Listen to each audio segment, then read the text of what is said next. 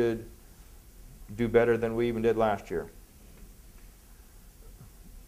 When we have the ethanol plants, I mean, it's just not that corn going in the ethanol plants or a wet milling plant is just not done with. Like say, a plant that uses 100 metric tons, a refining plant or wet milling for your fructose and stuff, that byproducts coming out of that plant will be 24 metric tons of corn gluten feed plus another 5 tons of corn gluten meal. So you're roughly almost 30% of feed value even beyond the ethanol. So I mean, it's taking in we're getting two segments taken care of there. And the dry milling plants, 100 metric ton plant for ethanol will produce roughly about 32 million tons of dry distillers grains.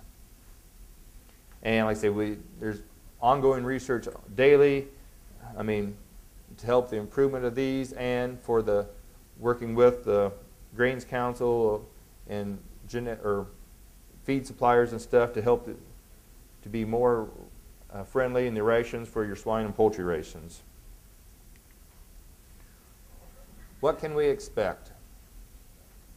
We're going to plant corn every year. I mean, we're going to have consistent corn plantings. I mean, that is my business.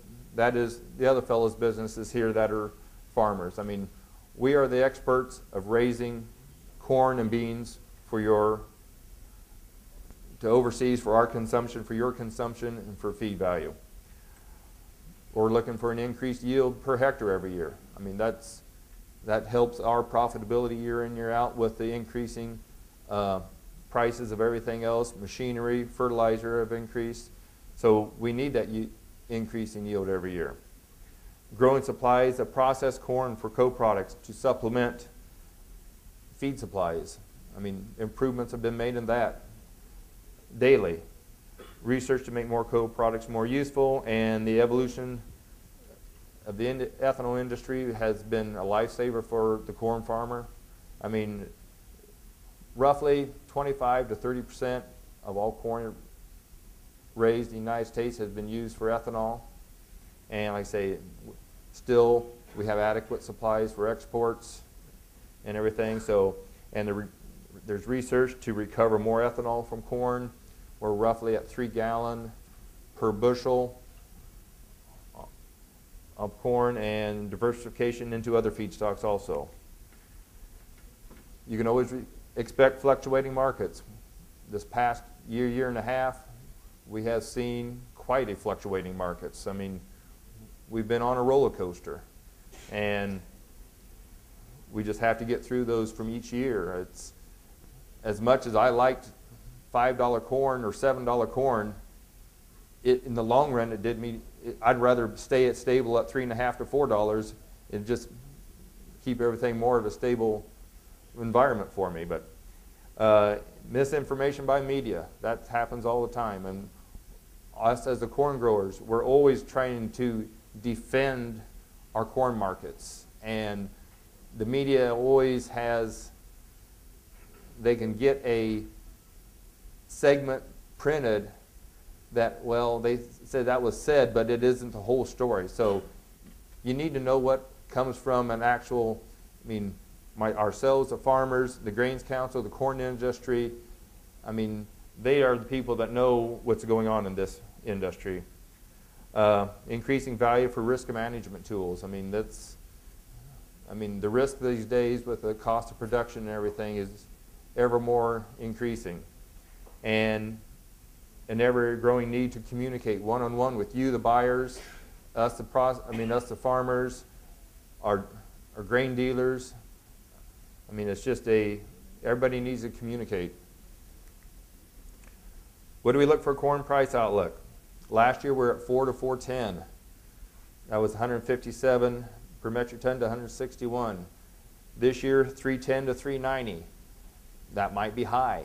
I hate saying it, but I mean, right now it's looking, if we have the crop we're going to have, it'll probably be closer to the 310 than the 390. So that gives corn down to 122, 153. So, I mean, it's from what it was a year to a year and a half ago, considerably less. I mean, And like I say, these are just the best guessed, I mean, from what the USDA has given us and different things. Here's some couple publications or internet sites if you want to track the crop. I might just say the June 30th acreage report is always one of the more highly anticipated reports, kind of knowing what planted acres is going to be for that year.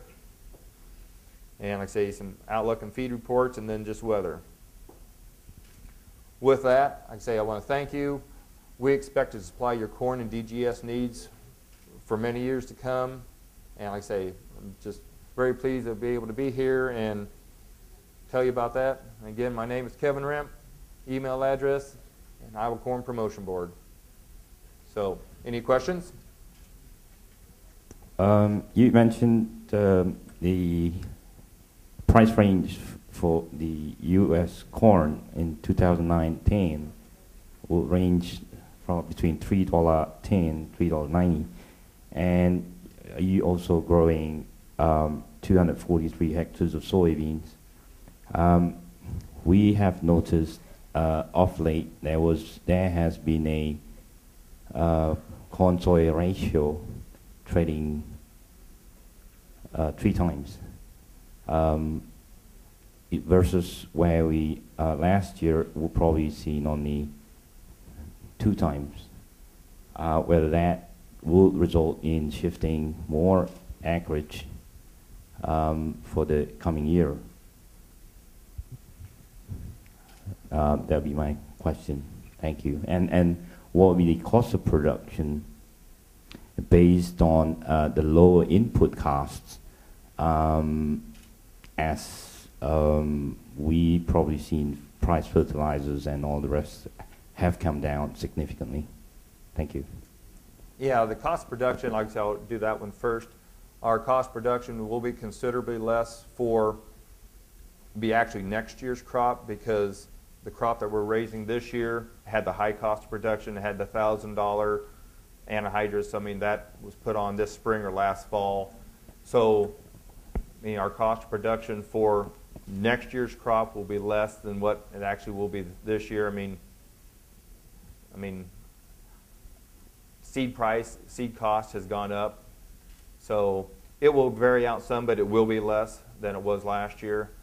And there's not going to be, I think the acreage, there is some shift in acreage a little bit, but I mean, pretty much we're going to be in that 85 to 88 million acres planted each year. I think it's going to be, I mean, a lot of people are set up and changed their operations over to adapt more corn. I mean, we stay at 50-50. I mean, we didn't change any acreage increase when price was high or low. I mean, just like unless you do a lot of forward contracting to protect yourself and everything, we've just always stayed a straight 50-50 rotation. But there is some slight change in acreage, but I don't think it's going to be a considerable amount. I mean, even with the ratio of the corn to soybean, I mean, there might be some, but with the increase in yields, it will offset some of that.